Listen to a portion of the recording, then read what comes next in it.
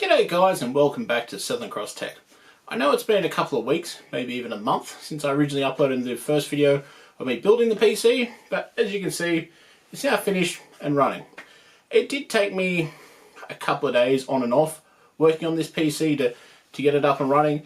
As I said in the first video, I've never built a PC before, and there was a lot of consultation of YouTube and friends along the way. Okay, so jumping into first things first. There may be a couple of things you might notice about the system that I had in the original video.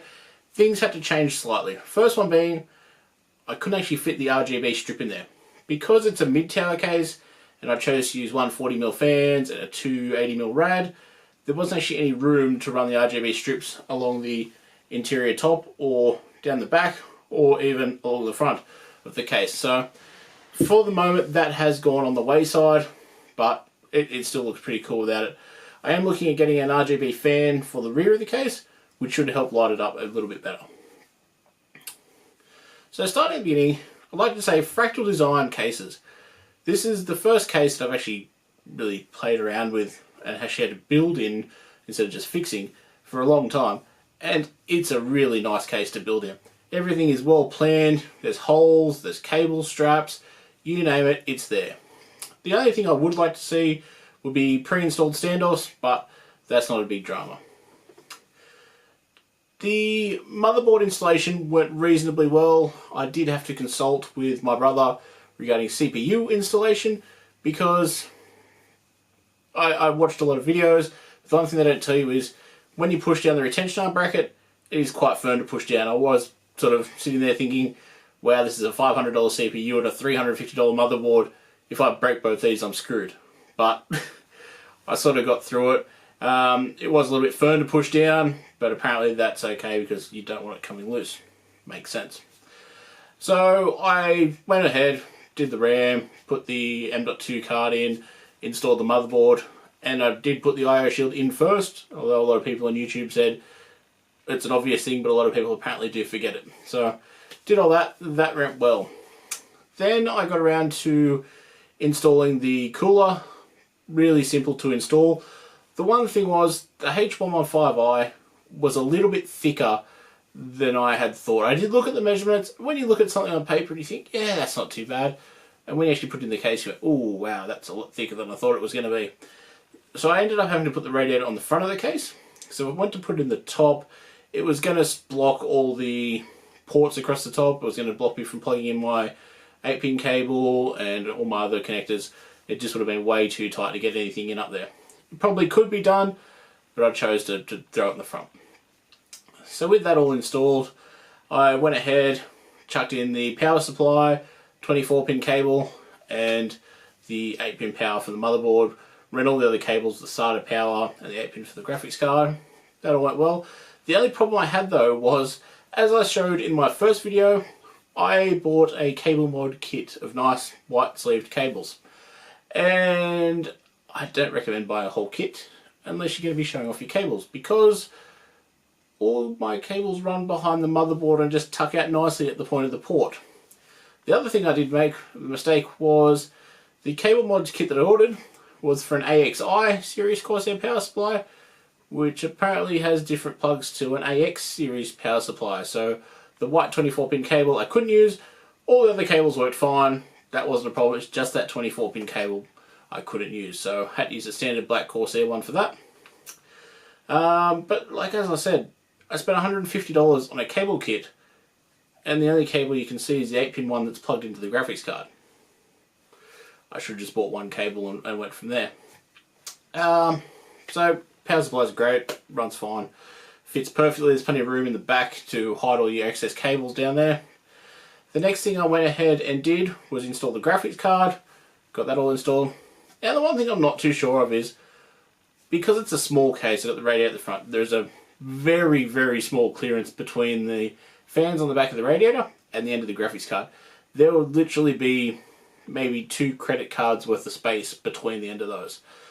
And the thing I'm not too sure is, where do you run your 8-pin cable? Do you run it up over the top of the card? Do you run it underneath, but then it's sort of dangling under the fan? I can't tuck it around the front. It doesn't look right.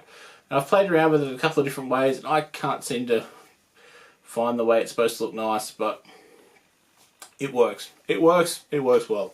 The step after that, I went ahead and hooked everything up. I then put a SSD, mounted that on the back panel. There's a lovely convenient back panel that goes across the back of the CPU socket that's just held in by one thumb screw. You can take that out, mount the SSD to it, connect your cables, slide it back into place, screw it back in, and she locks down. Magic idea. It's much better than having to put things in trays and try and tuck them under and get cables in. It makes it really accessible. From there, I went ahead and I went and installed all the cables, connected everything, front panel connectors, got all that sorted. The front panel connectors. Then I went ahead and jumped on, connected all the SATA power cables, connected all the cables for the pump on the H115, the fan headers.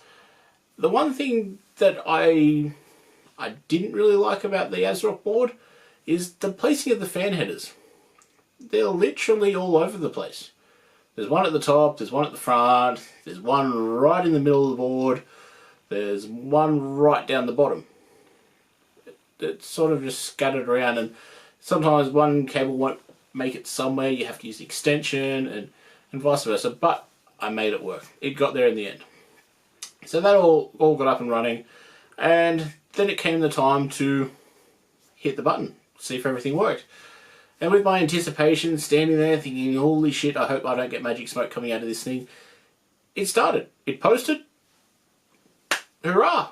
It worked. And that was a really satisfying moment to me. The first time I've ever done it on my own without someone helping me do it was really great. From there, I went ahead, installed Windows. For those of you wanting to do this, just get a cheap Windows 10 key from eBay. They work perfectly fine. I've used them a few times now on rebooting people's laptops, upgrading laptops, all that sort of stuff. I think you pay about $8 or $9 for a Windows 10 key. I paid $12, got a Pro key, and it works well. Had no problems ever with the keys from eBay. So from there, just went ahead and came the fun parts of upgrading all the drivers, finding the drivers, making sure everything was updated, and then going through and installing all my programs again and trying to remember what my login passwords for them were and trying to remember what programs I had, and it was just, that's what took a lot of the time, was getting all the programs installed, rebooting, install, update, reboot, install, update, reboot continuously. That was actually the longest part of it.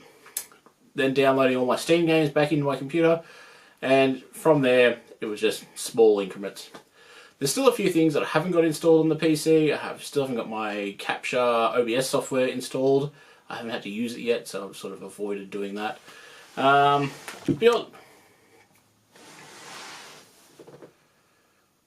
beyond that, it's up, it's running, and it's doing what I want it to do.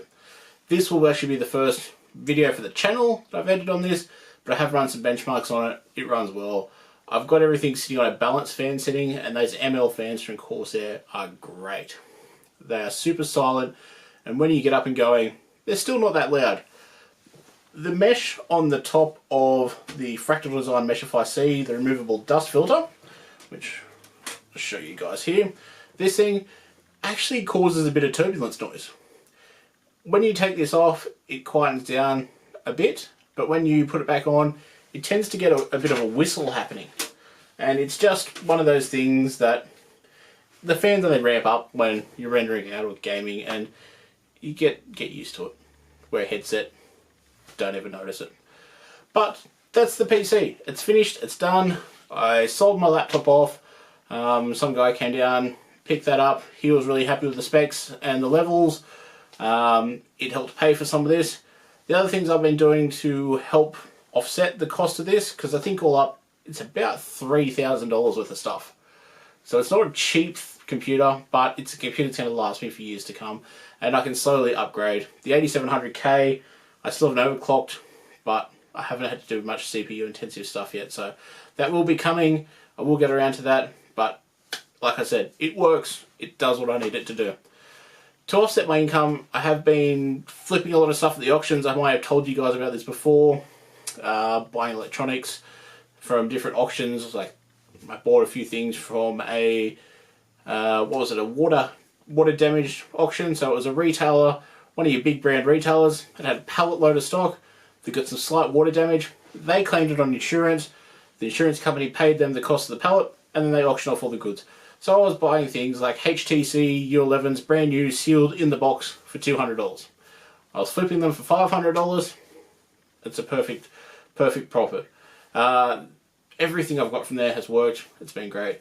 A couple of things that I have been buying are, they do an IT salvage auction.